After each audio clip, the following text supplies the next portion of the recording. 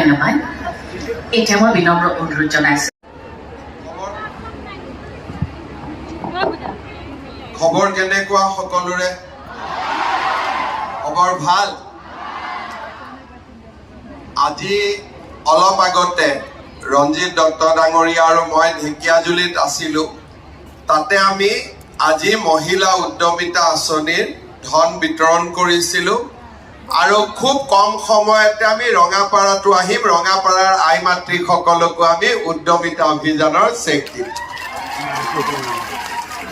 আজিৰ সভাত আমাৰ মাজত উপস্থিত শোণিতপুৰৰ সাংসদ ৰঞ্জিত দত্ত ডাঙৰীয়া, আমাৰ মাজত উপস্থিত ৰঙাপাৰা সমষ্টিৰ